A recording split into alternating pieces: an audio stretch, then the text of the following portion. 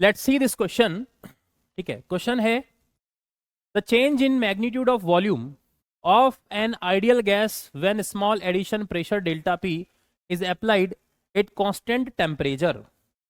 Eight constant temperature, जब constant temperature है ना, is same, is same as the change when the temperature is reduced by same quantity delta t, small quantity delta t at constant pressure। और second वाले में जो बात हो रही है वो किसकी बात हो रही है सर? कांस्टेंट प्रेशर की बात हो रही है। नेक्स्ट में जो बात हो रही है वो किसकी बात हो रही है? Constant pressure. ठीक है, इनिशियल टेम्परेचर और प्रेशर ऑफ द गैस इतना और इतना एटीएम दिया हुआ है, और ये डेल्टा टी अगर सी डेल्टा पी दिया हुआ है तो आपको किसकी वैल्यू निकालनी है? सी की। अब क्वेश्चन देखिए, यहां जो कॉन्सेप्ट यूज होगा वो यूज होगा आइडियल गैस इक्वेशन।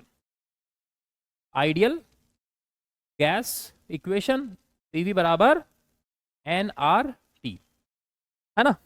अब क्या हुआ यहाँ पे कांस्टेंट टेम्परेचर पर हमने प्रेशर में कितना चेंज किया? Delta P. तो पहले हमने टेम्परेचर को क्या माना? कांस्टेंट, और प्रेशर में चेंज किया डेल्टा पी। फिर हमने कांस्टेंट क्या किया? प्रेशर, और फिर क्या किया? फिर क्या किया? टेम्परेचर में रिड्यूस किया। इन दोनों ही केस के अंदर उन्होंने क्या बोला कि प्रेशर में जो चेंज आया है ना, delta P eight constant temperature पर सेम आया है change in temperature reduce by delta T at constant pressure पे। ठीक है, वॉल्यूम में जो चेंज आएगा दोनों केस के अंदर वो कैसा आएगा? सेम। ये क्वेश्चन क्या बोल रहा है कि सर पहले वाले केस में जब टेम्परेचर कांस्टेंट रखा तो उसकी वजह से जो वॉल्यूम में चेंज आएगा, और बाद में जब प्रेशर कांस्टेंट रखा और फिर वॉल्यूम में जो चेंज आएगा, ये दोनों बराबर होंगे। तो उसको अपन सॉल्व करते हैं। ठीक है, तो देखिए जरा, सर पीवी बराबर क्या जानते हैं हम? पीवी बराबर होता है एन आर टी। ठीक है, अब मैं बात करूंगा एट कांस्टेंट प्रेशर की, सॉरी एट कांस्टेंट टेम्परेचर की। तो सर एट कांस्टेंट टेम्परेचर पे क्या किया जाए? बेटा इस इक्वेशन को मैं डिफरेंशिएट करता हूं किसके रेस्पेक्ट में? वॉल्यूम के रेस्पेक्ट में। ठीक है, तो यहाँ पे ये जो इक्वेशन आएगी ये आ जाएगी P into D upon D V. V partial differential होगा यहाँ पे। तो प्रेशर कांस्टेंट है, प्रेशर को कांस्टेंट, सॉरी एक बार कौन सा वाला फॉर्मूला लगेगा इसके यहाँ पे? कौन सा रिलेशन काम करेगा डिफरेंशियल करने का? फर्स्ट फंक्शन सेकंड का differential plus second function first का डिफरेंशियल। तो फर्स्ट फंक्शन किसको माना मैंने? पी को एज इट इज रखा, डिफरेंशियल किसका किया? फिर वॉल्यूम का। फिर इसी तरीके से वी को कांस्टेंट माना, फिर क्या किया यहाँ पे? D by D V into क्या हो जाएगा? पी इक्वस टू, ये वैल्यू कांस्टेंट है तो ये क्या आएगा? जीरो। तो सर यहाँ से आ जाएगा हमारा P D we,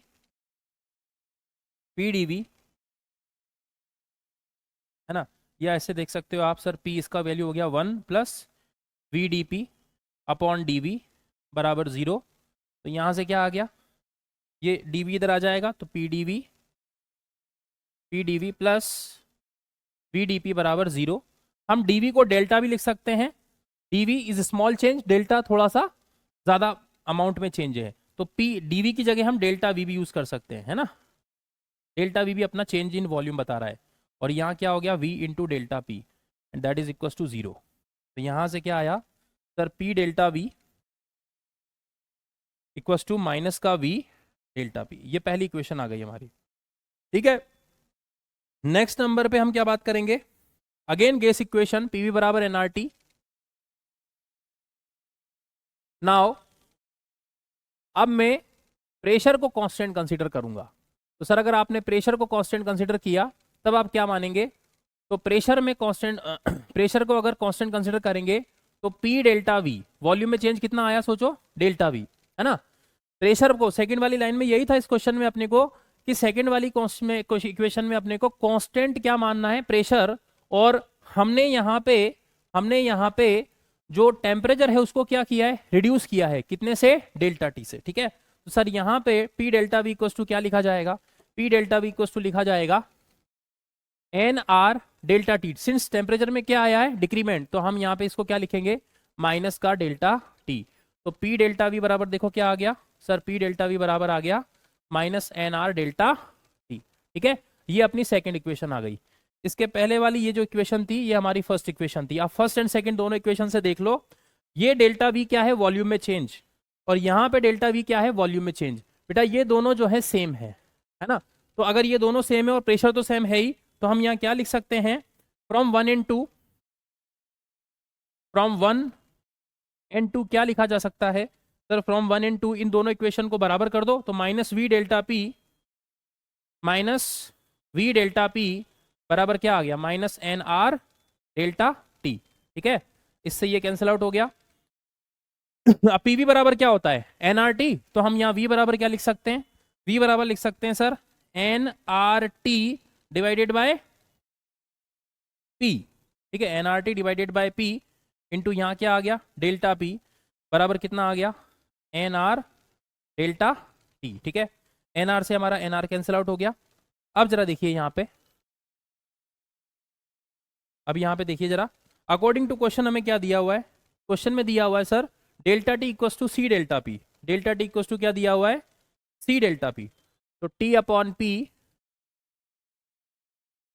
delta P है ना, आर डेल्टा टी बराबर क्या लिखा जा सकता है सर, डेल्टा टी बराबर लिखा जा सकता है सी डेल्टा पी। तो यहाँ पे आ गया हमारा C delta P, delta P से अपना डेल्टा पी कैंसिल आउट हो गया, सही बात है। तो यहाँ से प्रेशर बराबर देखो क्या आ जाएगा sir, temperature divided by R. Temperature की वैल्यू क्या दी हुई है इन्होंने, टेम्परेचर इन्होंने दिया 300 केल्विन और प्रेशर कितना दिया है 2 atm। इन दोनों वैल्यूज को यहाँ पे पुट करेंगे तो टेम्परेचर कितना आया 300, ये कितना आ गया 2, तो जरा बताओ ये कितना आएगा सर, ये आएगा 150। तो P बराबर क्या आएगा 150, टेम्परेचर किस में है केल्विन में। ठीक है, तो केल्विन पर ATM, तो हमारे यहाँ पे केल्विन पर ATM, तो यहाँ से हमारा जो वैल्यू आ जाएगा क्या आएगा आंसर, आंसर आएगा सर 150।